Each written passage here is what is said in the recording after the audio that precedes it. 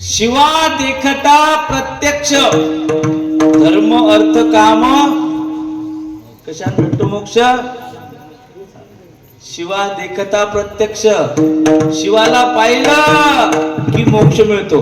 म्हणजे शिवाचं ज्ञान झालं असता अभिज्ञा प्रत्यक्ष, प्रत्यभिज्ञा प्रत्यक्ष, अपरोक्ष ज्ञान. ज्ञानाचे लय प्रकार आहेत. परोक्ष ज्ञान आणि अपरोक्ष ज्ञान. हे जे वर्णन आहे ऐका,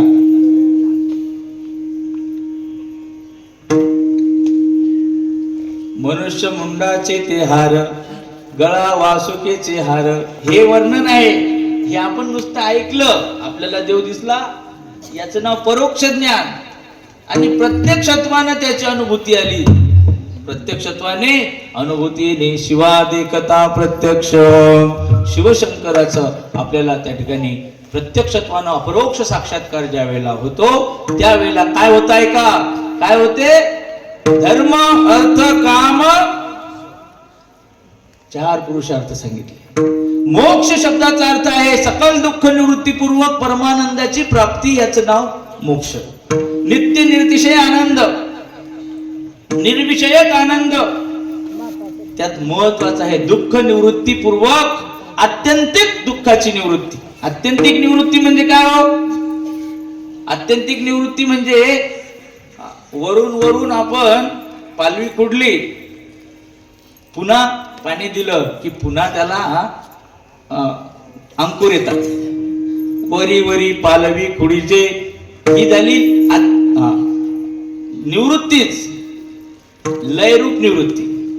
पण मुळासकट त्याला काढून घेणं, याचं नाव आत्यंतिक निवृत्ती. दुःखाची आत्यंतिक निवृत्ती आणि परमानंदाची प्राप्ती, याचं नाव आहे मोक्ष, याचं नाव आहे परमार्थ. शोकाचे तारण मृत्यू उल्लंघन,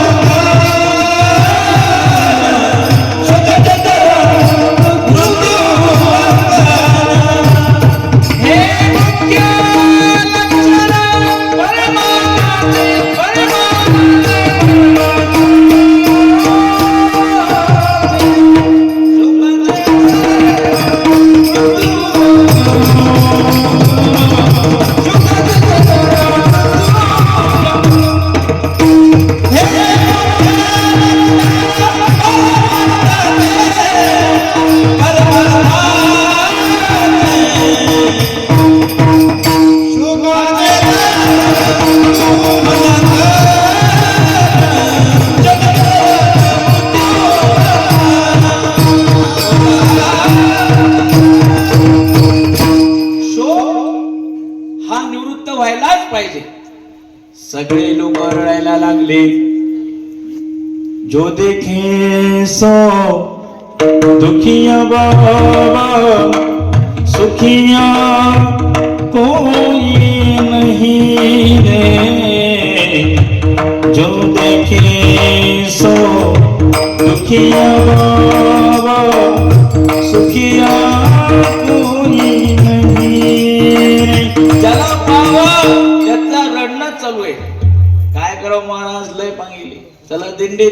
अजून हरभरे नेमकीच लागले, रडणं सुरूच आहे. तुम्हीच होते ना, ते म्हणले 7 तारखेला कामच उरकत नाही. बाबा म्हणतात तथास्तु. तथास्तु म्हणजे ज्याला विचारावं लय पांगिले. आता लय हे पांगलेलं आहे हे कधी संतांच्या समोर म्हणायचंच नाही बरं का. ते म्हणतात तथास्तु. तसंच होतं.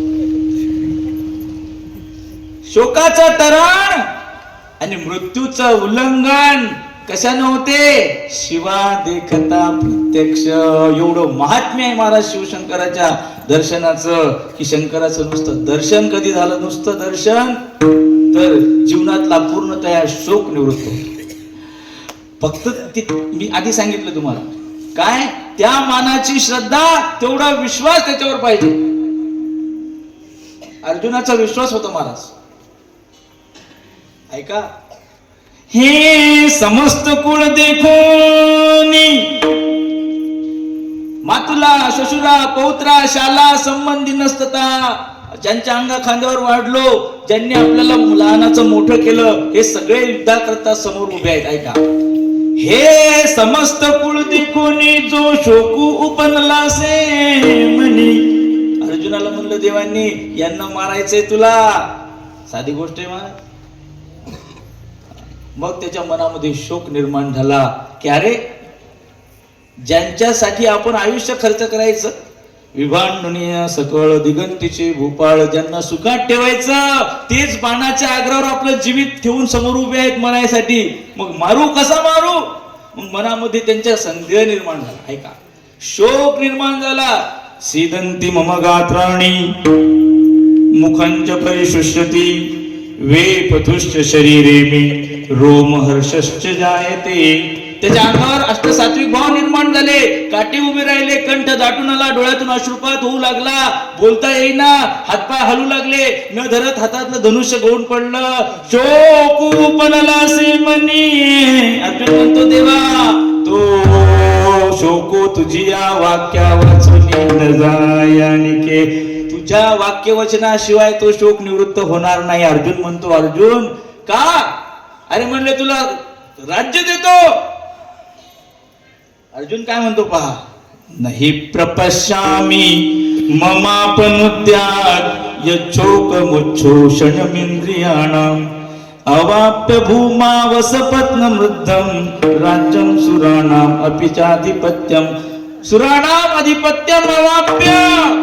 देवाचं राज्य जरी मला मिळालं तरी देखील माझा शोक निवृत्त होणार नाही. अर्जुन काय म्हणतो पहा, मम इंद्रियाणाम उच्छोषणम शोकम अपनुद्यात् नहि प्रपश्यामि. देवा, तुझ्या वाक्याशिवाय, तू बोलल्याशिवाय, तू कृपा केल्याशिवाय माझा शोक निवृत्त होणार नाही. देव बोलायला लागले, देव बोलायला लागले, कारण त्याचा तेवढा विश्वास होता, त्याचा तेवढा विश्वास होता. राज्य नको, इंद्राचं पद सुद्धा नको म्हटला. इंद्राचं पद भेटलं तरी माझा शोक जाणार नाही, तू बोलला तरच जाईल. देवानं काय केलं? देवानं त्याच्यावर तुकोबरायाचा अभंग आहे का, ए लावनिया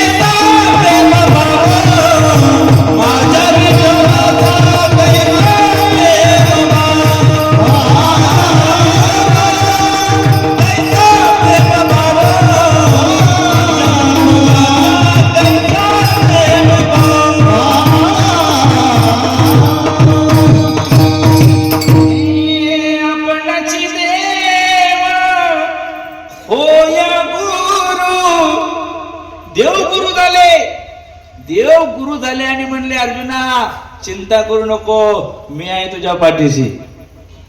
लावून हात, कुरवाळीला माता, डोक्यावर हात ठेवला माणूस. विश्वास होता. कशासाठी सांगतो? विश्वास असेल काहीही होते, त्या मानाचा विश्वास पाहिजे. समुद्रामध्ये प्रवासाला एक नौका, जहाज निघालं आणि जहाजाचं आणि वादळाचं वाकड आहे. जहाज रस्त्यानं प्रवासामध्ये सुरू आहे. ती पाण्याची बोट, ती जहाज समुद्रातून जात असताना अचानक सोसाट्याचा वारा सुटला, वादळ सुटलं आणि वादळ सुटल्यानंतर त्या जहाजावर जे शेड आहे ती फाटायला लागलं. मग जहाज हेलकावे खायला लागलं. मग हेलकावे खात असताना सगळे लोक सैरवैरा पळायला लागले. काय करावं काय करावं काय करावं, आता जहाज बुडणार, काय करावं काय करावं, जहाज बुडणार. जो तो आपापल्या परीनं प्रयत्न करू लागला. जे तिथले रक्षक होते, कर्मचारी, ते त्या मानाचा प्रयत्न करू लागले. तुमच्या आमच्यासारखे देवाची त्या ठिकाणी प्रार्थना करू लागले की देवा धाव, देवा धाव, देवा आता काहीतरी कर. एक सद्गृहस्थ नुसता असा उभा आहे, असा उभा आहे. त्याची पत्नी आली आणि म्हणते, अहो काही वेडा झालात की काय, सगळे लोक जीव वाचवण्याचा प्रयत्न करत आहेत आणि तुम्ही नुसते उभे. ऐका महाराज, त्याने एक नाही दोन नाही खिशातून रिव्हॉल्वर काढली, लावली तिच्या इथे डोक्याला बंदूक लावल्याबरोबर त्याच्या पत्नीनं हसत हसत म्हणले, काय चेष्टा करता, काढा बाजूला ते खेळणं. ती लोडेड गन, बंदुकीमध्ये गोळ्या होत्या महाराज, लोडेड गन, पण ती म्हणली खेळणं करा बाजूला, भलत्या वेळेला चेष्टा सुचते तुम्हाला. तो म्हणला, चेष्टा नाही, खरी बंदूक आहे, खऱ्या गोळ्या आहेत, आणि तुझ्या डोक्याला मी बंदूक लावल्यानंतर तुला भीती कशी वाटली नाही, तुला भीती कशी वाटली नाही. ती म्हणली, काय तुमचा माझ्यावर, माझा तुमच्यावर विश्वास आहे. ऐका, माझा तुमच्यावर एवढा विश्वास आहे की तुम्ही मला मारू शकणार नाही, तुम्ही मला मारू शकणार नाही, हा माझा विश्वास आहे, म्हणून मी त्याला खेळणं म्हणाले. त्यावेळेला तो काय उत्तर देतो हे महत्वाचं आहे. तो म्हणला, ज्याप्रमाणे तुझा माझ्यावर विश्वास आहे की बंदूक डोक्याला लावून सुद्धा मी तुला मारणार नाही, असा तुझा आत्मविश्वास आहे, माझा त्याच्याही पेक्षा जास्त विश्वास त्या भगवंतावर आहे.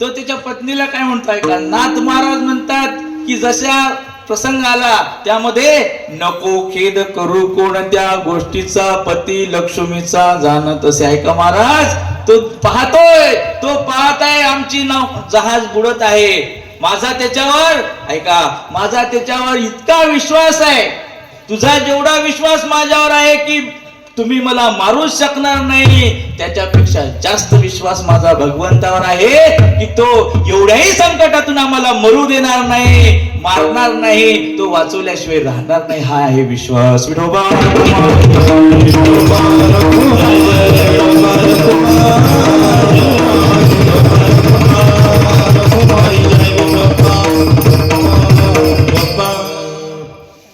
विषय काय आहे की शिवाला नुसतं पाहिलं, शिवाचं ज्ञान झालं की काय होते, सर्व प्रकारच्या दुःखातून तो निवृत्त होतो. सगळ्या प्रकारच्या दुःखातून माणसाला त्या ठिकाणी बाहेर काढतो. फक्त त्या मानाची तेवढी भक्ती, तेवढी निष्ठा, त्या मानाचं समर्पण त्याच्यावर पाहिजे. काय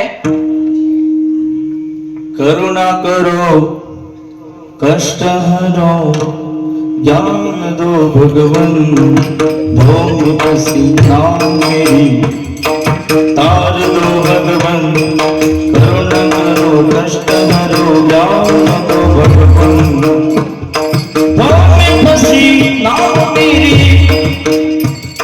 तार दो भगवन.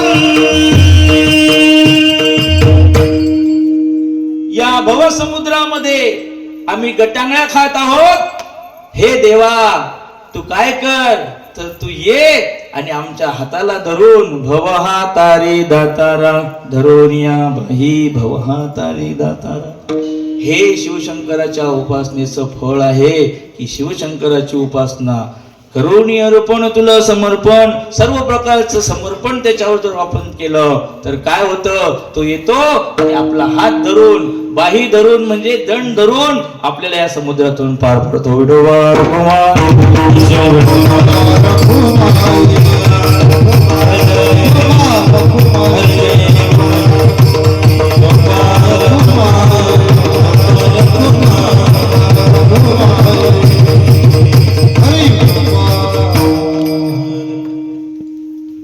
वाचे वदता शिवनाम तया न बाधी क्रोध काम. शिवशंकर काय करतात, त्याच्या नाव घेतलं की जो त्याचं नाव घेतो, ऐका महाराज, जो शिवशंकराचं नाव घेतो तया न बाधी क्रोध काम, त्याला काम क्रोध काही करू शकत नाही. सगळे शास्त्र, सगळे साधू संत काय सांगतात की हे काम क्रोध हे राक्षस आहेत आणि या राक्षसांना मारायचं असेल तर उपासना तुम्हाला करावं लागेल, शिवशंकराची उपासना करावी लागेल. गाव म्हणले त्याचं नावच रुद्र आहे, शंकराचं नावच रुद्र आहे. तिसरा डोळा उघडतो शंकर, तिसरा डोळा उघडतो. शेषाचा अवतार, त्याला कोण असतो, लय रागीट माणूस असला त्याला काय म्हणतात, शेषाचा अवतार आहे. आणि शंकर त्याच्याही पेक्षा रागीट आहे, शिवशंकर त्याही पेक्षा रागीट आहे. आणि तुम्ही म्हणता की शंकराचं नाव घेतलं असता तयान बाधी क्रोध काम.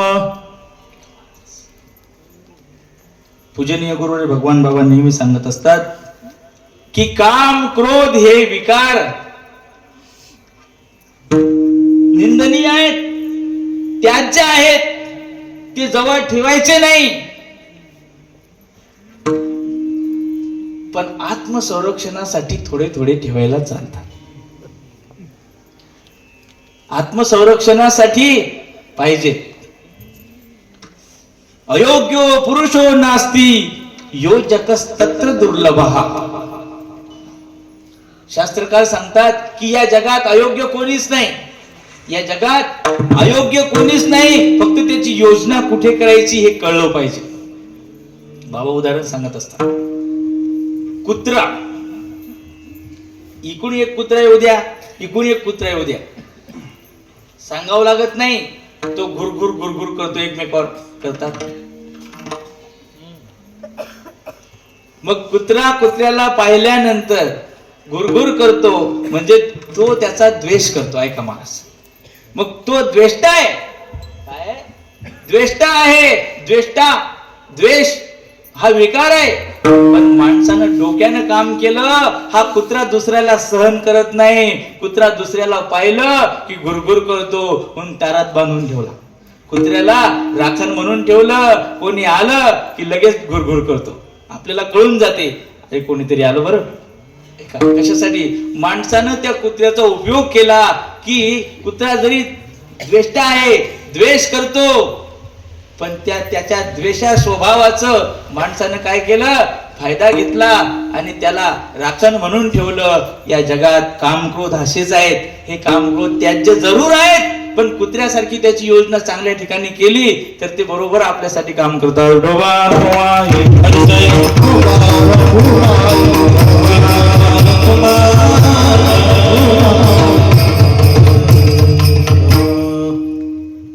गावामध्ये म्हणजे काम क्रोध असावे का नसावे हे बाबा सांगत असतात. नसावे हा शास्त्र म्हणते, मग नसले की काय होते ते सांगतात. एका गावामध्ये सप्ताह झाला. सप्ताह झाल्यानंतर महाराजांचं प्रस्थान झालं. बाबा सांगतात बरं, एका सापाला त्यांनी माळ घातली बरं का.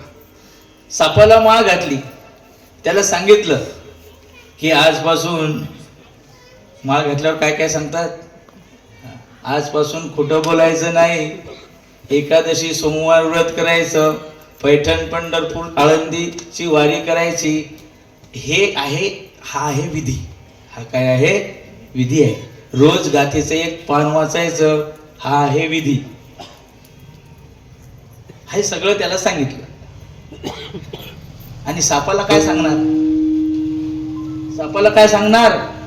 सापाला सांगितलं की कोणावरही रागवायचं, कोणाला डसायचं. साप काय करतो? डसतो. त्याला तेवढंच सांगितलं. त्याला उपवास नाही, एकादशी नाही, आश्रमात यायचं नाही, हे काही सांगितलं नाही. त्याला फक्त काय सांगितलं? कोणाला डसायचं. मग हे असे उमा सारखे, हे कार्तिक सारखे छोटे छोटे पोरं, श्रावण आहे की नाही, हे छोटे छोटे मुलं त्या सापाला पाहायला लागले. यानं माळ घातली. मग माळ घातली, तो शांत. अरे त्याचं शेपूट धरू लागले. त्याचं शेपूट धरू लागले. एवढ्यावर भागलं नाही. लहानच ते मुलं काड्या टोचू लागली त्या सापाला. काडी टोचली की ते शेपूट असं वळवळ करते. पोरांना चांगलं वाटते. ते शेपूट जशी काडी टोचली की त्यांना अशी शेपटी करावी की पोरं त्यांना चांगलं वाटायचं. पण त्या सापाला मुंग्या लागल्या. त्या सापाला मुंग्या लागल्या आणि त्रास होऊ लागला. पुन्हा दुसऱ्या सप्त्यावर बाबा आले. पाहिलं, त्याचं अवस्था पाहिली. म्हणजे अरे बाबू कसं झालं रे? आणि महाराज तुम्ही सांगितलं कोणाला डसायचं. सापाला उपदेश केला, डसायचं काटोमात. तो डसत नव्हता, रागवत नव्हता. मग पोरांनी त्याचा दुरुपयोग केला. मग महाराजांनी मंत्र बदलून दिला. महाराज म्हणले फुफकारो. कोणी जवळ आलं की फुंकून करायचं, डसायचं नाही. फुफकारो लेकिन काटो मत. मग फुफकारो म्हणजे क्रोध. क्रोध टाकून दिला सापानं. क्रोध टाकून दिला. मरायची पाळी आली. लोक लय भारी, तुम्ही काही म्हणू नका. मग त्याचा लोक दुरुपयोग घेतात. म्हणून सांगितलं की काम क्रोध आत्मसंरक्षणासाठी पाहिजे.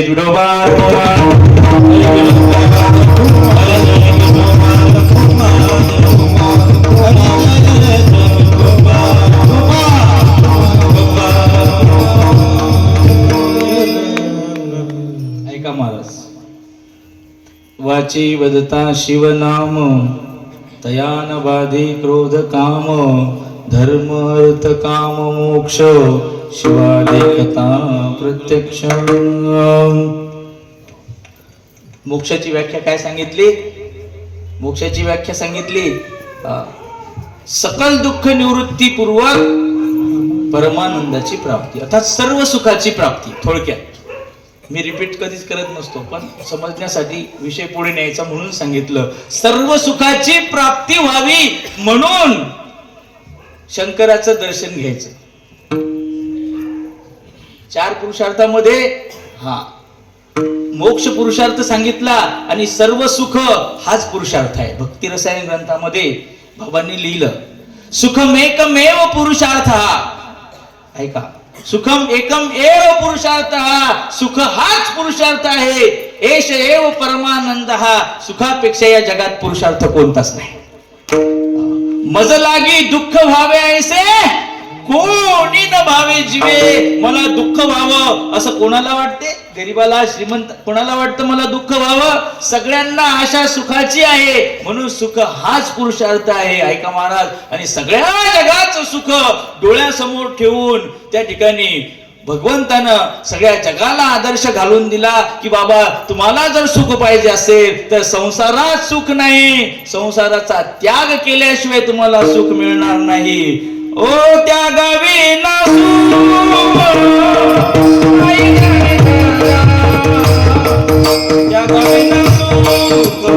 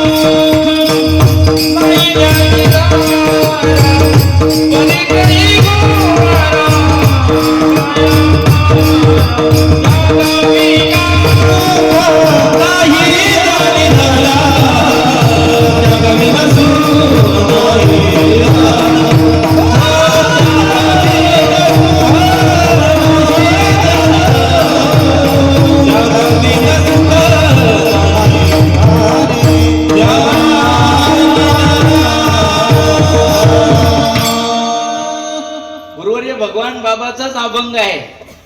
सुख पाहिजे देव म्हणतो, काय म्हणतो पहा, त्यागा विना सुख नाही ध्यानी धर. त्यागात शांती, गीता सांगते त्यागात शांती रणंतरम.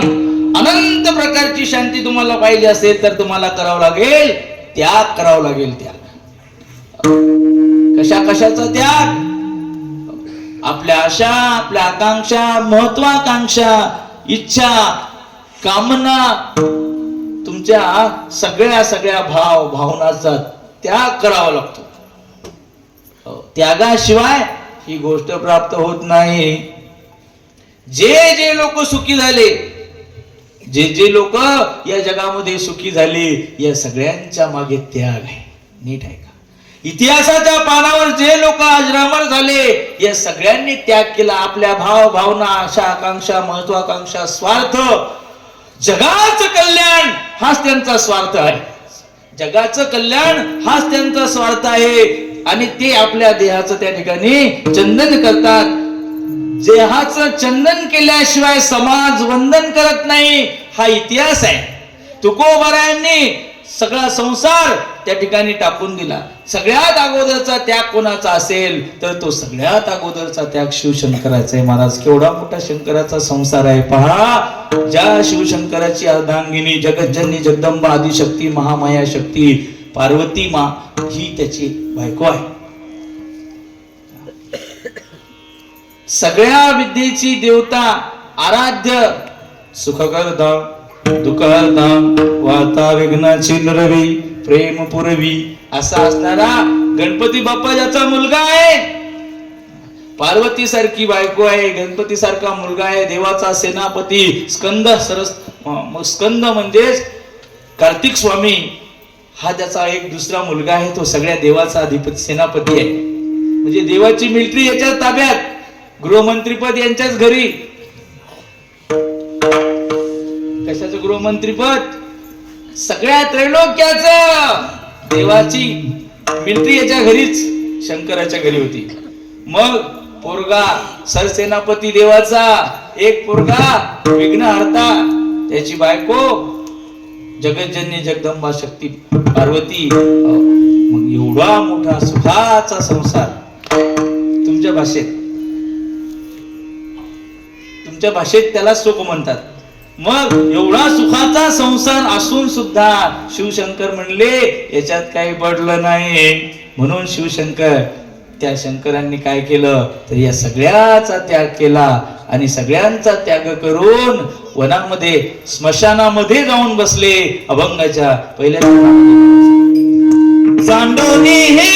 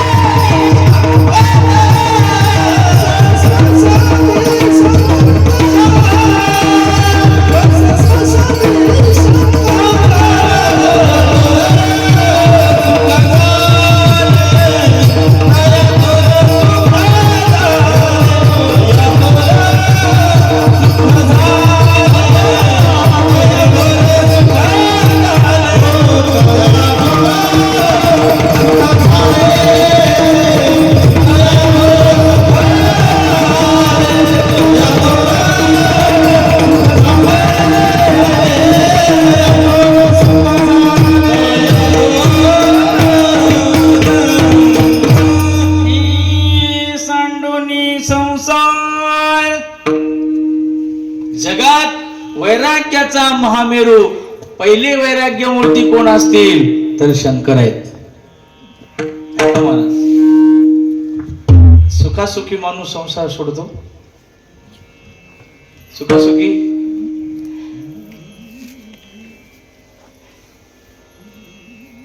गुरुवर्य भगवान बाबा सांगतात, संसार कोणाचाही असो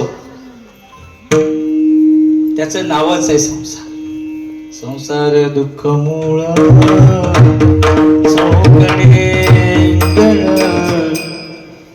विश्रांती नाही कोठे रात्रंदिवस तळमळ काम क्रोध लोभ शून्य पाठी लागले ओढा कवना मी शरण जाऊ दृष्टी देईल निर्मळ.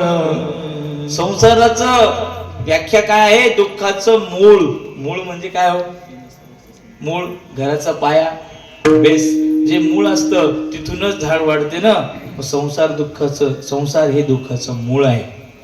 एवढा दुःख मूळ असणारा, दुःखपूर्ण असणारा जो संसार आहे, हा संसार कोणी करा. रामानं केला, बाबा सांगतात बरं, रामानं केला, मिळालं सुख रामाला. श्रीकृष्णानं केला, ऐकलं त्याच्या पोरानं कृष्णाचं? नाही ऐकलं. म्हातार अक्कल चालत नाही म्हणे, काही पण म्हणते म्हातार. कृष्णाचे पोरं म्हणत होते, कृष्णाचे पोरं कृष्णाला म्हातार काही पण बोलते म्हणे. कारण त्या पोरांनी ऋषी लोकांचा अपमान केला. ते म्हणले, भाऊ मी सगळ्यांच्या चुका माफ करीन, पण भक्ताला कोणी उलटून कधी पाहिलं का आपल्याला चालत? पोरच ते त्यालाच काही काही म्हणू लागले. असं का? कृष्णाच्या पोरांनी कृष्णाचं ऐकलं नाही. रामाच्या जीवनात सुखाचं त्या ठिकाणी वार्ता. सुखाची वार्ता संसार. बाबा म्हणतात इंद्रानं करा, ब्रह्मदेवानं केला, कोणाला सुख लागलं नाही, मग शंकरालाच कुठून लागणार आहे. शंकराच्या घरी असंच गणपतीचं शरीर कसं आहे, लंबोदर. लंबोदर मग तो त्याचा मोठा भाऊ काय म्हणत होता, कार्तिक स्वामी ढेरपोट्या. काय म्हणायचा, ढेरपोट्या. आता ते बुद्धिवान गणपती बाप्पा, ते त्याला लगेच त्याला उत्तर दिलं 6 तोंड्या. त्याला 6 तोंड होती. आई बाबा, गणपती होता पार्वतीचा. गणपती म्हणायचा आई, आणि तो कार्तिक स्वामी काय म्हणायचा, बाबा हा बघा काय म्हणतो मला. हा त्याला ढेरपोट्या म्हणतो, हा त्याला 6 तोंड्या म्हणतो. या दोघांचे झाले भांडण. मम्मी पप्पा हे झालं सुरू त्याच. अरे काय करावं. गणपतीचं वाहन उंदीर आणि याचं वाहन मोर. उंदराचं मोराचं वाकड. ते उंदीर थोडा बी बाहेर आला की तो मोर म्हणला दाखवू का तुला. मोर अशी चोच घेऊन तयारच. ते उंदीर गणपतीकडे तक्रार करायला, साहेब म्हणजे हे आता गणपतीच्या डोक्याला टेन्शन की या मोरानं कधी याला खाल्लं तर कसं. ते त्या दोघांचे भांडणं, या दोघांचे भांडणं. गंगा गौरी दोघी भांडती, संध्यासी लावले वनारे. गंगा गौरी म्हणजे पार्वती. टेलर बाबा, गौरी म्हणजे पार्वती, गंगा म्हणजे डोक्यावर होती नी एक. ती म्हणली तिला खाली उतरवा पहिले. बायाचं पटते, बायांचं पटत नाही. ती पार्वती शंकराला भांडू लागली, म्हणजे ती घेऊन ठेवली डोक्यावर. आणि सगळा धंदा मीच करते घरातला. तिला उतरावा खाली. गंगा गौरी दोघी भांडती. तिच्या डोक्याला टेन्शनच. कशात भजनात मन लागेना, कशात मन लागेना. शंकर म्हणला बाबा याच्यापेक्षा हे सगळं सोडून दिलेलं बरं. सांडोनी संसार बैसे स्मशानी शंकर विडवार कुमार.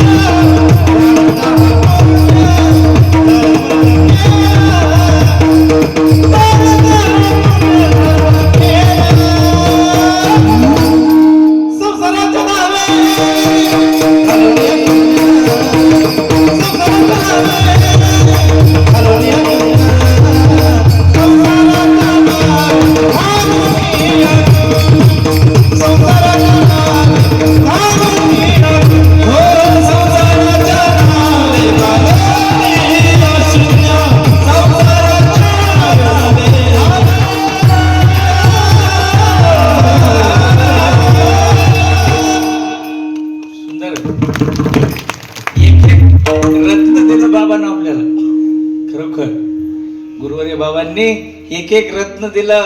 फक्त ते आजमावायचं काम आहे. काय ह्यासाठी हातून तळमळ पाहिजे. नितीन महाराज नोकरी कुठे? पुण्याला. शाळा सोडून आपल्या प्रेमास्तव इथे बाबांच्या सप्त्याचा स्वाभिमान मनामध्ये आहे. संगीत विशारद विठ्ठल महाराज, स्वरमूर्ती विष्णू महाराज, ह्या सगळ्या भक्तांच्या मनामध्ये बाबांबद्दल नितांत प्रेम आहे. जीवित देखील वेचण्याकरता मागे पुढे मानिती जीवित थोकडे, असं एक एक रत्न या आश्रमामधून आपल्याला बाहेर पडलेलं आहे. फक्त ते आजमावायचं म्हणजे त्याला न्याय देणं आपलं काम आहे. संसाराचं नावी घालुनिया शून्य वाढता पुण्य धर्म केला वाढता पुण्य धर्म केला वाढता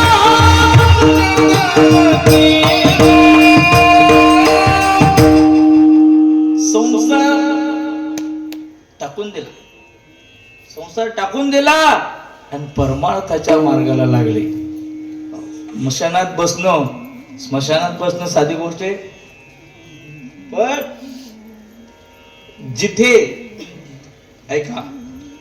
जिथे लोक जायला भितात तिथे शंकर जाऊन बसले. शंकर स्मशानात का बसले? लोक तिथं जायला भितात.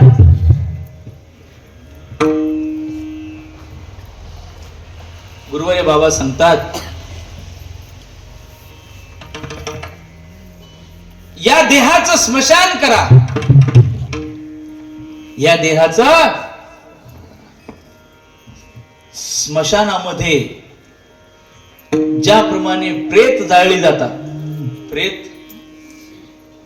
त्याप्रमाणे आपल्या अंतःकरणात असलेले जे विकार आहेत त्या विकारांचं दहन करा, म्हणजे हे शरीरच स्मशान होते. ऐका,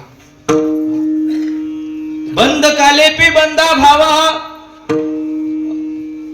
या शरीरात असून सुद्धा हे शरीर मर्क आहे, हे शरीर जाणार आहे, हे शरीर नाशिवंत आहे असं समजणारे लय कमी लोक आहेत. तोंडानं सांगायचं आणि घरावर घर बांधायचे, माड्यावर बांधे बांधायचे.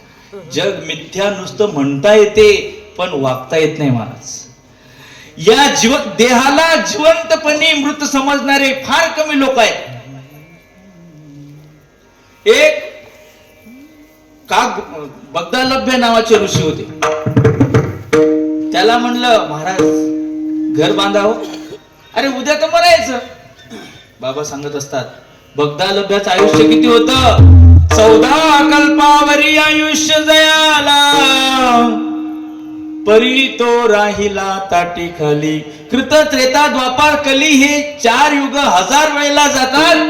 तेव्हा ब्रह्मदेवाचा एक दिवस होतो आणि असे 100 वर्षे ब्रह्मदेवाचे झाले म्हणजे 1 कल्प होतो. ऐका महाराज, आणि असे 14 कल्प, किती वेळा सृष्टी होते जाते. एवढं आयुष्य ज्या बगदालभ्याला होतं त्याने घर बांधलं. शंकर म्हणले अजिबात नाही. शंकरानं सुद्धा घर बांधलं. शंकरानं घर बांधलं का? शिवशंकराच्या खात्यावर त्याच्या घरच नाही तर घरपट्टीचं कामच नाही शंकराला, बर का. शिवशंकरानं घर बांधलं नाही. शिवशंकरानं माता पार्वती जी आहे या पार्वतीला सुद्धा तिच्याकडे ह्या ज्या काही लौकिक वस्तू आहेत या वस्तूची पुरवणी केली नाही. ऐका महाराज, कशासाठी सांगतो की संसारामध्ये सुख नाही कोठे आलिया संसारी वाया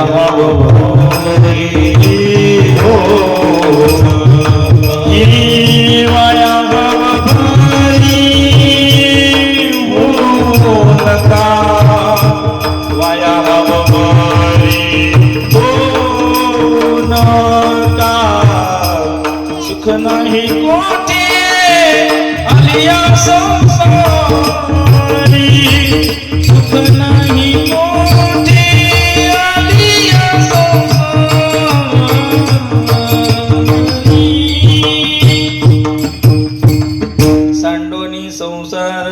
मृत्यूचे स्मशानी. देहाचं स्मशान करणारे फार कमी लोक आहेत महाराज.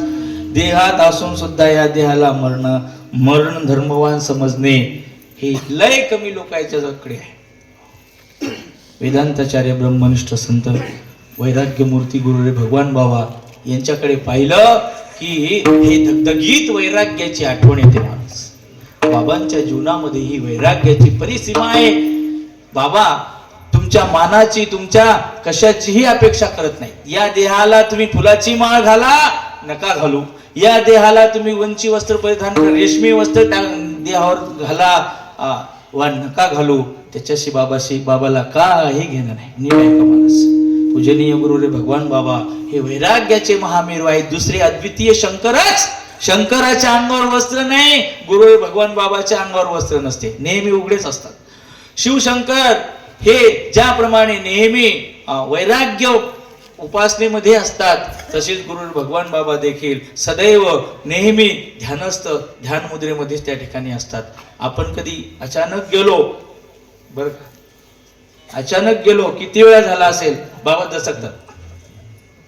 खोटं बोलतो? बाबा लगेच दचकतात. कारण ते दिसतात आपल्यात पण ते आपल्यात नसतात. ते नेहमी भाव समाधीमध्ये असतात. म्हणून जायच्या आधी दरवाजा वाजला की 1 मिनिट आम्ही बाहेरच थांबतो, नंतर बाबांच्या समोर जातो. का तर ते त्यांच्या ध्यानामध्ये असतात. देहात असून सुद्धा देहावर त्या ठिकाणी नसतात. असो ऐसा कोठे आठवची नाही, तीच विदेही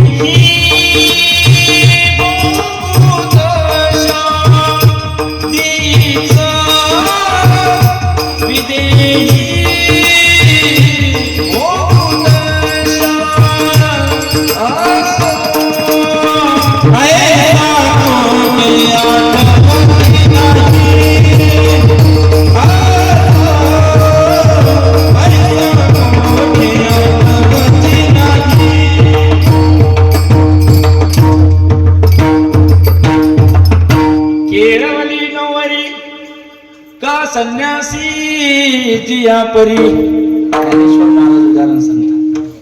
ज्ञानेश्वर महाराजांचं उदाहरण आहे की या देहात असून देहात नसतात.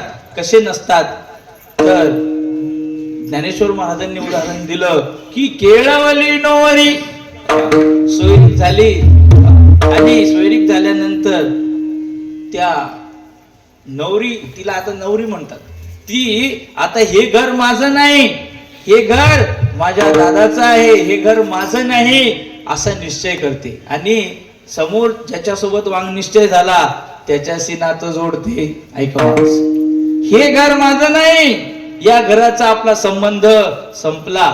अजून अक्षदा पडायच्याच राहिल्या तरी सुद्धा ज्ञानेश्वर महाराज म्हणतात की ती ज्याप्रमाणे या घराला आता आपलं समजत नाही, त्याप्रमाणे हा जो देह आहे, या देहाला जिवंतपणी साधू संत का संन्यासी पुरी. संन्यासी राज्य करत असतो, पण राज्य करत असताना सुद्धा राज्याचा त्याला मोह नसतो. एका संन्याशाला राज्य करण्याचा योग आला. एका देशाचा राजा मरून गेला. राजा मेला, म्हणले मग मी राजा, जो तो म्हणतो मी राजा. ते म्हणले थांबा, काही वाद घालू नका. उद्या सकाळी दार उघडलं, पहिली वेस असायची गावाला, दार उघडल्यानंतर जो पहिल्यांदा घरात येईल, दारातून आत येईल, तो आपला राजा. हत्तीच्या गळ्यात माळ दिली. सकाळ झाली, हत्तीनीच्या गळ्यात माळ दिली, दार उघडलं. दार उघडल्यानंतर एकदम हे संन्यासी बाबा तिथे बाहेरच असे बसलेले होते ध्यानस्थ. तुमच्यासारखे उशिरा उठत नाहीत. संन्यासी लोक 4 वाजताच उठतात. आणि इकडं अंधार पडेल असला म्हणजे 6च्या आधी उठला, पोरग 4 वाजता उठते. लोक काय म्हणतात, पोरग 4 वाजताच उठते. वास्तविक त्यावेळेला 5:45 वाजलेले असतात. मग संन्यासी लोक 4 वाजता उठतात. ते आधीच ध्यानमग्न होते आणि ध्यानमग्न असताना आले, जय जय जय महाराज की जय, महाराज की जय, तुम्हीच आमचे महाराज. हत्तीनीच्या सोंडेमध्ये माळ आहे, घातली त्याच्या गळ्यात माळ. महाराजाच्या गळ्यात माळ घातली तर साधू संत सांगितलं जसं असलं तसं. बरं बाबा महाराज झाले. मग राज्यावर बसले. ते म्हणले आता मी राजा. म्हणले हो. मग एक पेटी आणा. ते संदूक आणला आणि ते अंगावरचे जे वस्त्र होते भगवे ते सगळे वस्त्र त्याच्यात ठेवले. राजवस्त्र परिधान केले. याची चाबी माझ्याजवळ द्या म्हणे. वर्ष 6 महिने झाले. आता पलीकडचा जो राजा होता तो राजा हुशार होता. त्याला समजलं की या देशाचा राजा कोण आहे, संन्यासी न नेहमी भजनातच राहतो, सप्त्यातच, त्याच्या गावात सप्तेच, नेहमी सप्तेच. मग त्याने केलं आक्रमण केलं. आणि आक्रमण केल्यानंतर सेनापती सांगायला आला, म्हणले महाराज आता आपल्या देशावर आक्रमण झालं, म्हणजे आता आपल्याला युद्ध करायला पाहिजे.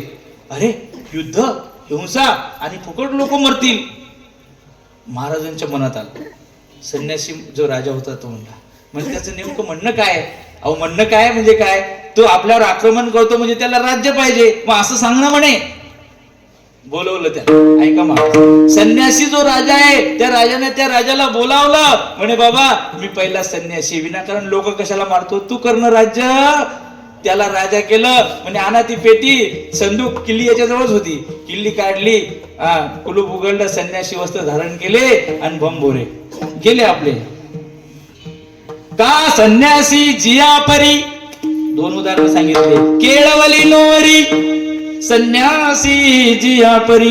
हे ज्याप्रमाणे राज्याला तो माझं म्हणत नाही, नोरी घराला, बापाच्या घराला माझं म्हणत नाही, तसा हा जो वैराग्यवान पुरुष आहे तो या देहात असतो पण देहाला माझं म्हणत नाही. अर्थात जिवंतपणे या देहाचं स्मशान करतो, हा त्याचा अर्थ आहे.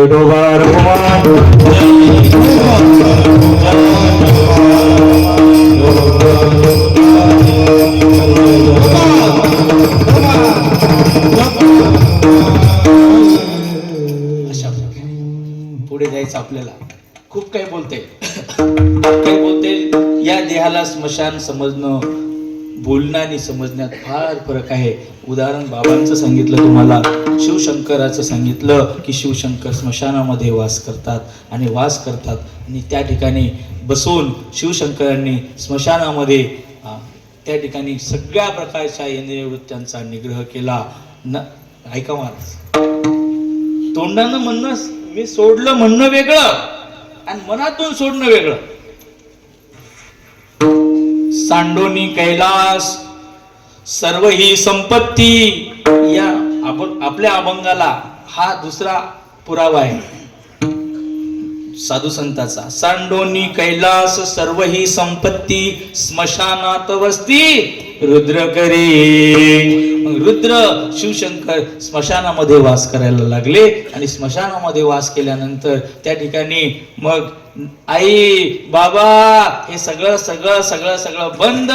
कोणाची तक्रार नाही, कोणाचं त्या ठिकाणी भांडण नाही, कोणाचा तंटा नाही. मग आपणे मस्ती में सगळे आपल्या त्या आत्मानंदामध्ये, आत्म्यातची असे तुष्ट तो स्थितप्रज्ञ संयमी. सगळं राज्य टाकून दिलं आणि वनामध्ये त्या स्मशानामध्ये जाऊन त्या ठिकाणी भगवंताचं ध्यान करू लागला. त्याचा परिणाम शिवशंकराला सर्व सुखाची प्राप्ती झाली. अभंगाच्या दुसऱ्या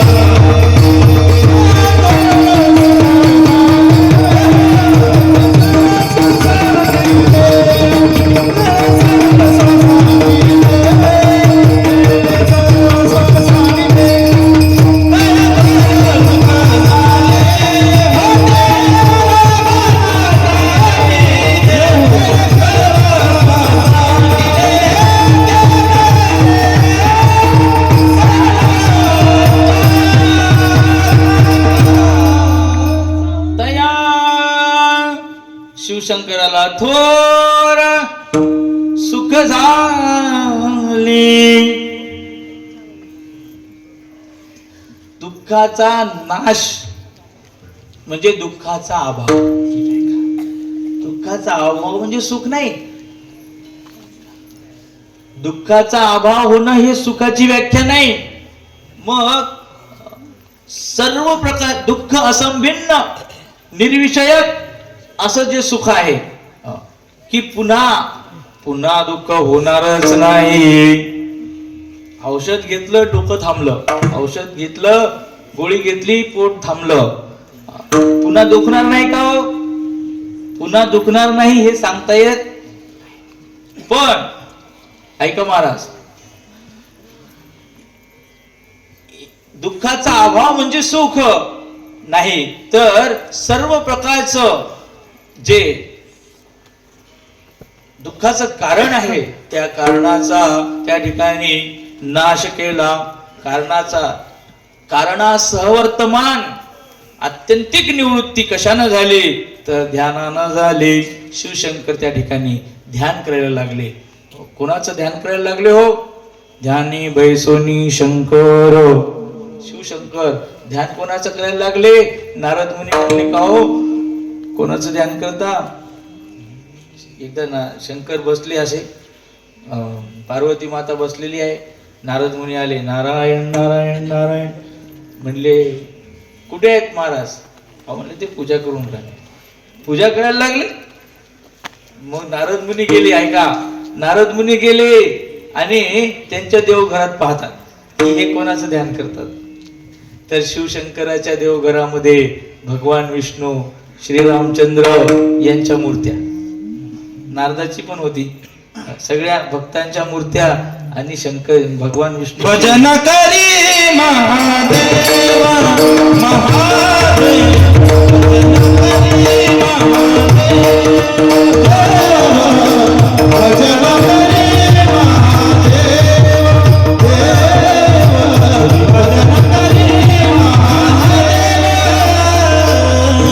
भजन करी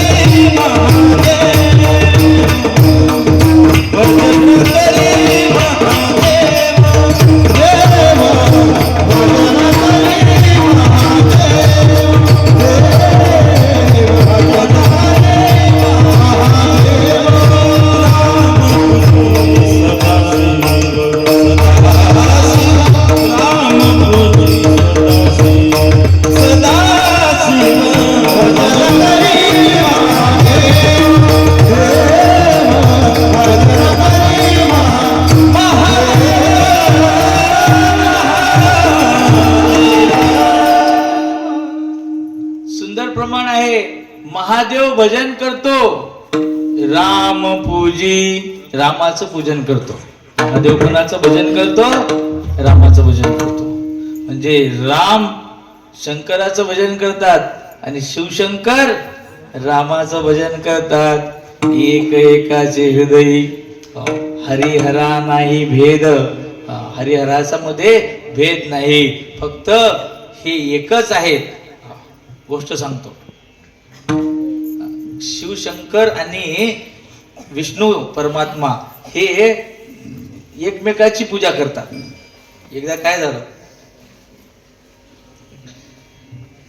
विष्णू भगवंतानं हे असं आजचं व्रत असं समजा, याचा दिवस शिवरात्रीचा दिवस, आणि या शुभ काळामध्ये माघवद्य चतुर्दशी महाशिवरात्रीच्या दिवशी शिवशंकराची उपासना करण्याकरता विष्णू भगवान बसले आणि बसल्यानंतर मनामध्ये संकल्प केला की मी 1000 सुवर्ण कमळ अर्पण करेन.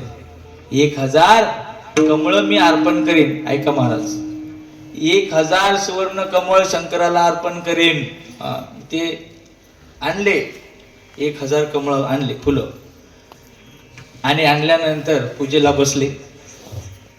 डोळ्यासमोर चित्र आणा, शंकर भगवंताच्या पूजेला बसलेले आहेत. सगळं पूजा पंचायती सगळं त्या ठिकाणी हळदी कुंकू जे आहे ते सगळं भगवंताला आवडणारं जे धोत्र्याचं फळ आहे, फूल आहे, हे सगळं त्या ठिकाणी बिल्वपत्र आणलं, पूजन केलं आणि पूजन करताना आता संकल्प काय आहे? 1000 कमळ मी शंकराला वाहीन. हरिस्ते साहस्त्रम कमल बलिवादाय जगुरो. महिम्न स्तोत्रामध्ये आहे की मी 1000 कमळ शंकराला अर्पण करीन. मग भगवंताचं नाव घ्यायचं. ओम नमः शिवाय. एक कमळ अर्पण करायचं. ओम नमः शिवाय. दुसरं कमळ अर्पण करायचं. असं 1 2 3 10 20 50 100 200 300 400 500 600 700 800 950 960 970 980 985 990 991 92 93 94 995 996 997 ओम नमः शिवाय. 999 कमळ अर्पण केले आणि 1000वे कमळ त्या ठिकाणी घ्यायचं. हातात कमळच येईना, नव्हतंच तिथं. 1000वे कमळ गायब झालं. त्याचं कारण शंकरानं परीक्षा पाहिली की आता हा 1000वे कमळ कुठून आणतो. बाबा सांगत असतात बरं का, शंकरानं हळूच ती 1000 कमळ अर्पण करत असताना एक कमळ आपल्या मांडीखाली दाबून ठेवलं. बाबा सांगतात मग एक कमळ शिवशंकरानं आपल्या मांडीखाली दाबून ठेवलं आणि 99 कमळ अर्पण केले आणि 1000वे कमळ अर्पण करायचं. 999 झाले. ओम नमः शिवाय असं म्हणायचं आणि कमळ घ्यायचं. कमळच नाही. आता उठतो तर उपासना भंग होते, उठतो तर व्रताचा भंग होतो. शंकराला राग येतो. काय करावं काय करावं काय करावं. भगवान विष्णूंनी काही विचार केला नाही आणि आपला हात आपल्या त्या ठिकाणी डोळ्यामध्ये खुपसला आणि भगवंताचे नेत्र, त्याला कमल नयन म्हणतात, म्हणजे देवाचे डोळे कमळासारखे होते. म्हणून नेत्र कमलम समर्पयामी. भगवंतानं आपला डोळा काढला विष्णुदेवानं आणि शिवशंकराला अर्पण केला. महाराज जसा डोळा अर्पण केला त्याचप्रमाणे भगवान प्रगट झाले. म्हणले अरे मी तुझ्यावर प्रसन्न झालो. आणि प्रसन्न होऊन त्या भगवान विष्णूच्या त्या ठिकाणी डोक्यावर हात ठेवला. पुन्हा पूर्ववत त्याचा त्या ठिकाणी कृपा प्रसाद त्याला दिला आणि भगवंताने भगवान विष्णूला आलिंगन दिलं. ऐका महाराज, भगवान विष्णूला आलिंगन दिलं. परिणाम काय झाला? विष्णू शिव भक्त झाला. विष्णू शिव भक्त झाला. ओ गौरवर्ण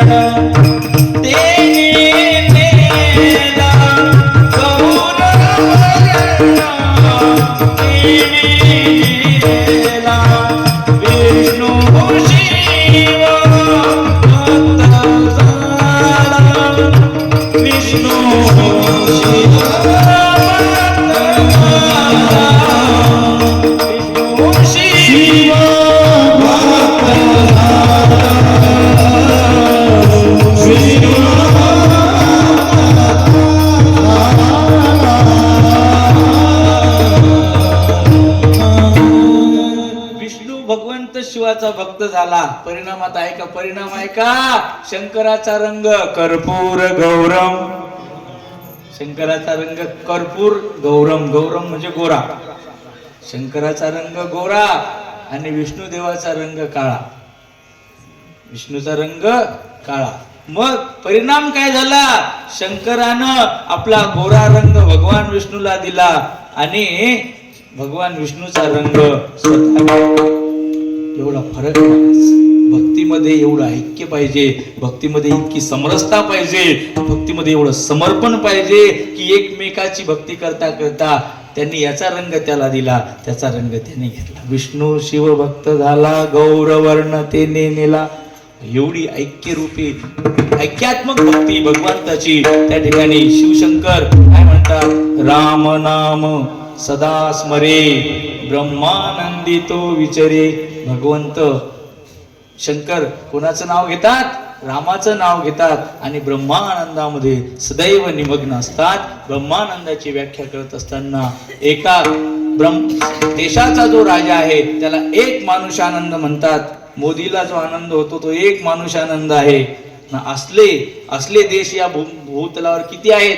या सगळ्या पृथ्वीचा जो अध्यक्ष आहे, युनोचा अध्यक्ष, त्याचा जो आनंद आहे त्याला मनुष्य गंधर्व म्हणतात. त्या मनुष्य गंधर्वाचा आनंद वेगळा. या मनुष्य गंधर्वापेक्षा 100 पट अधिक आनंद देवगंधर्वापेक्षा 100 पट अधिक आनंद इंद्राला होतो. इंद्रापेक्षा 100 पट अधिक आनंद हा प्रजापित्याला होतो. प्रजापतीपेक्षा 100 पट अधिक आनंद ब्रह्मदेवाला होतो. आणि ब्रह्मदेवापेक्षा 100 पट अधिक आनंद ब्रह्मवेत्या साधूला होतो. ब्रह्मानंदी तो विचरे. एवढा ब्रह्मानंदामध्ये तो निमग्न असणारा भगवान शिवशंकर. आणि त्यामुळं त्याने सगळ्या संसाराचा त्याग केला. विठोबा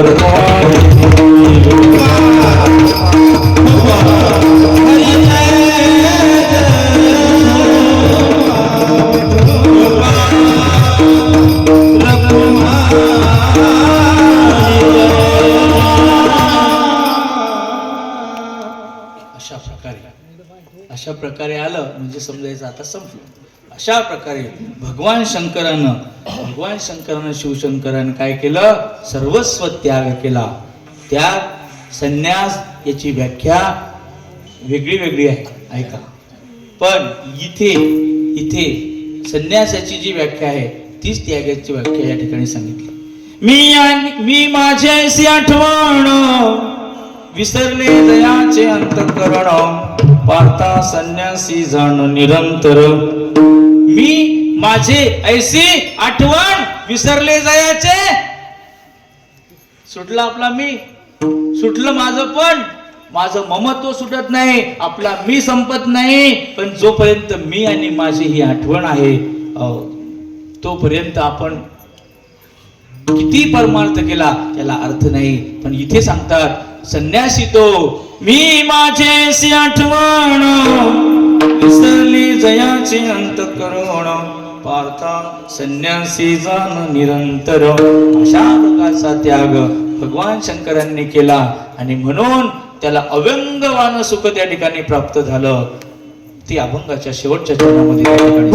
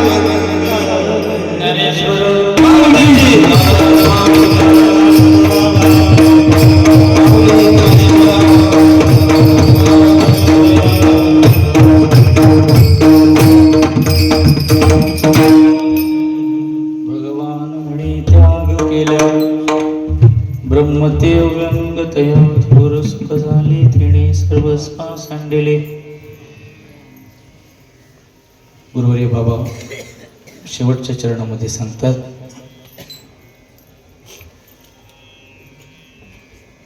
त्याग हा अव्यंगवाण ब्रह्मसुख प्रदान करतो. त्याग संन्यासित लोक करू शकतात, साधारण माणसाचं हे काम नाही.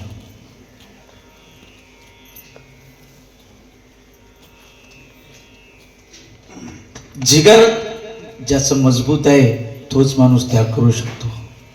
गुरुवर्य बाबांचं वाक्य आहे, या कळी काळामध्ये छत्रपती संभाजी महाराजांचा जो त्याग आहे त्या त्यागासारखा त्याग आजपर्यंत कोणीच केलेला नाही. ऐका महाराज, सांगतो तुम्हाला. छत्रपती संभाजी महाराज शूर, वीर, रणधुरंधर, प्रताप, तेजस्वी, भानू असे होते. जेवढ्या लढाया लढल्या, एकही लढाई त्यांनी हारली नव्हती. एका वेळेला 3 शत्रू सोबत युद्ध करत होते. पोर्तुगीजांसोबत, इंग्रजांसोबत, मुघलांसोबत, आदिलशाही सोबत. एकही लढाई या महापुरुषांना हरली नाही. वयाच्या 32व्या वर्षी एवढ्या साऱ्या लढाया लढल्या, 120 बरेच लढाया त्यांनी लढल्या, पण एकाही मध्ये त्यांनी पराजय पत्करला नाही. एवढ्या मोठ्या महापराक्रमी रणधुरंधर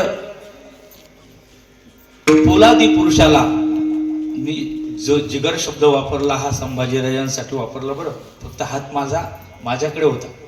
ज्याची जिगर म्हणजे ज्याची छाती, ज्याचं हृदय एवढं बळकट आहे की त्यापुढं केवढंही दुःख येऊ द्या, केवढाही लोभ येऊ द्या, केवढाही प्रलोभन येऊ द्या, त्याच्या मनामध्ये पाझर फुटत नाही. डर, त्याच्या मनामध्ये कधी भीती निर्माण होत नाही. संभाजी महाराजांना कैद केलं आणि कैद केल्यानंतर महाराजांच्या अंगावर सतत वार होत होते. अंगावर आपल्याला नुसता काटा टोचला, तर आपलं त्या ठिकाणी धस्स होत. थोडस जर ब्लेड लागलं, थोडं रक्त निघलं थोडं, तर आपल्याला अपार वेदना होतात. या वीरांच्या अंगावर एवढे वार झाले, पण महाराजांनी हुंक असू सुद्धा केला नाही. असंख्य वार, क्रूर यातना, 1 नाही 2 नाही, 42 दिवस पर्यंत महाराजांना सतत अनन्वित छळ केला. यवनांचा छळ होता महाराज तो. मराठी माणसाला तर दया येईल, यवनाला कधी दया येत नसते. महाराजांच्या अंगावर एवढे वार झाले की कुठेही अशी जागा शिल्लक नव्हती. एवढे वार त्या ठिकाणी संभाजी महाराजांवर झाले. चिंतन आहे का आता? रक्त 40 दिवस पर्यंत अंगातून रक्त सांडलं. थोडी तहान लागली तर माणूस वेडा होतो. अरे पाणी द्या, मला खूप तहान लागली.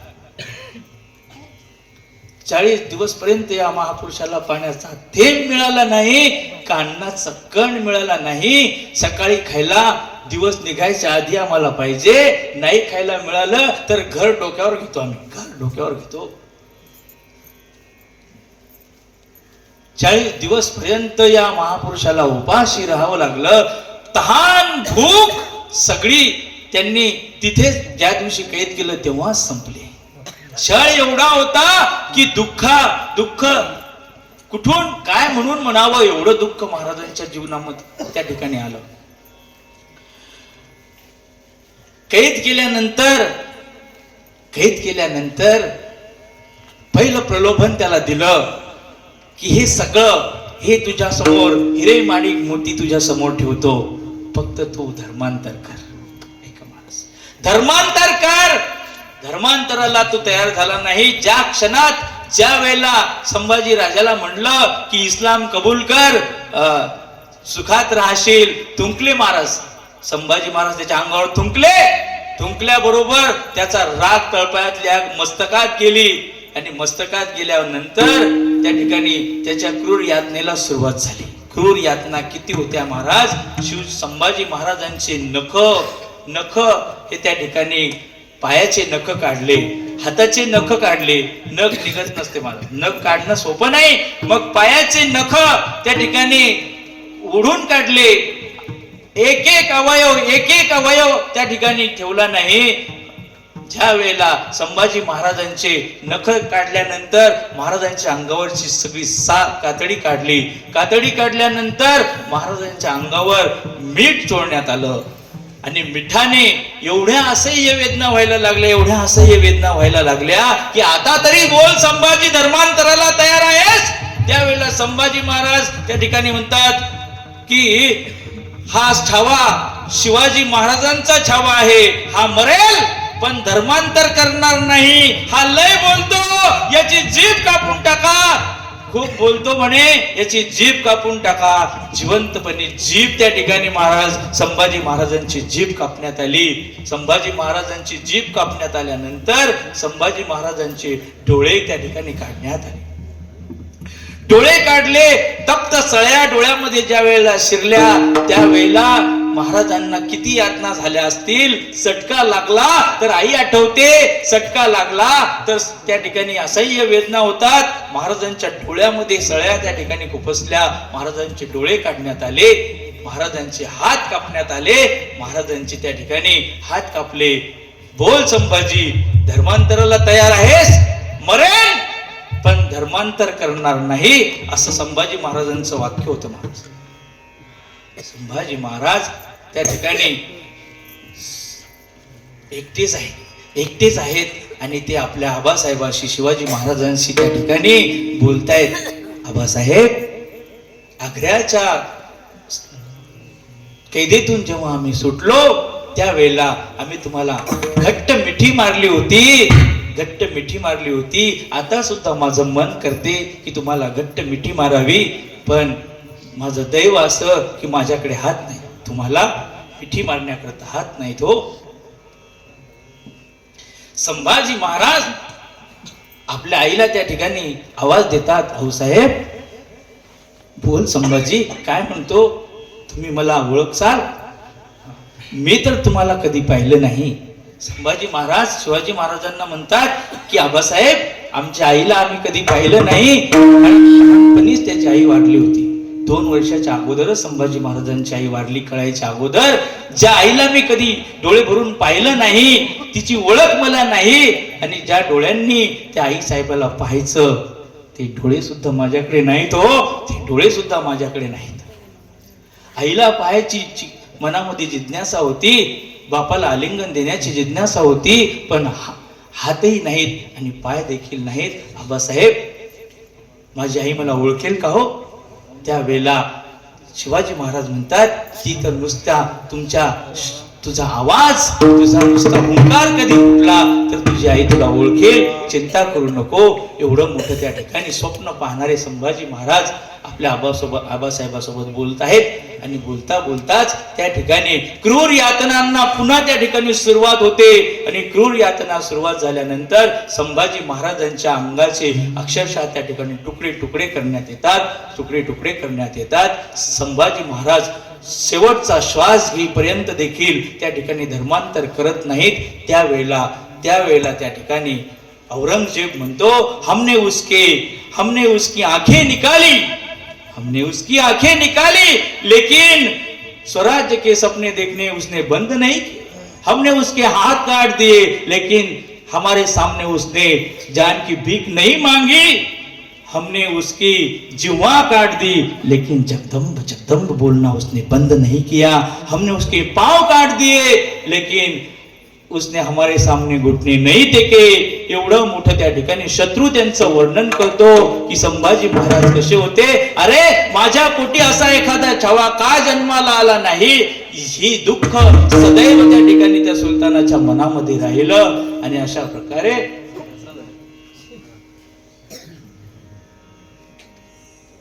देश धर्म पर मिटने म्हणो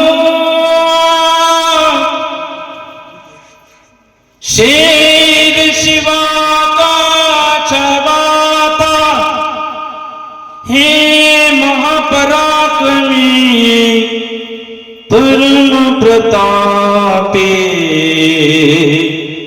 एक ही शंभू राजा था एक ही शंभू राजा देश धर्म पर मिटने वाला एकच ठेवा आणि त्याचं नाव संभाजी. मी कशासाठी सांगतो महाराज, त्याग कशाला म्हणतात हे फक्त संभाजी महाराजांकडून शिका. अरे त्याला त्या ठिकाणी त्याची मुलगी म्हणाली मी तुझ्यासोबत लग्न करते. औरंगजेबाची मुलगी म्हणाली मी तुझ्यासोबत लग्न करते म्हणला, पण ती संभाजी राजा कबूल नाही झाला.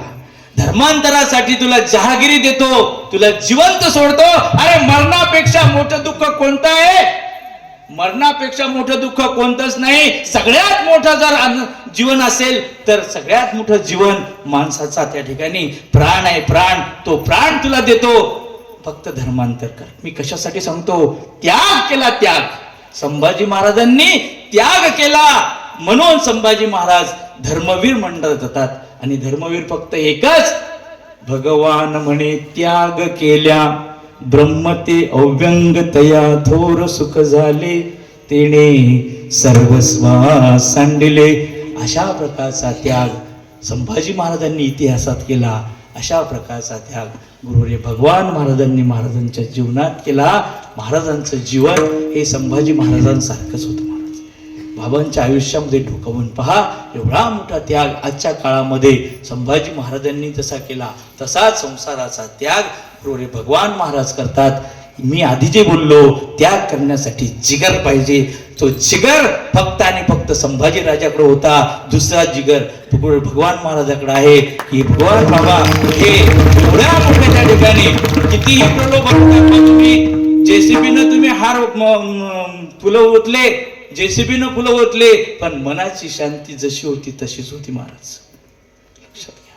2 जेसीबी लावल्या तुम्ही, फुलं बाबांच्या अंगावर उधळले, पण त्या महापुरुषानं कधी त्या फुलाला भुलले नाही व कधी कशालाच त्या ठिकाणी त्यांचं मन बदलत नाही. याचं नाव आहे संसारावर विजय मिळवणं. आणि तो विजय फक्त याच महापुरुषांनी मिळवला. तो आम्हाला मिळवावा, तो विजय आमच्याही पदरात यावा. म्हणून शंकराला प्रार्थना करा की हे भगवान शंकरा, आम्हाला सुद्धा अशा प्रकारचं दान तू या ठिकाणी दे.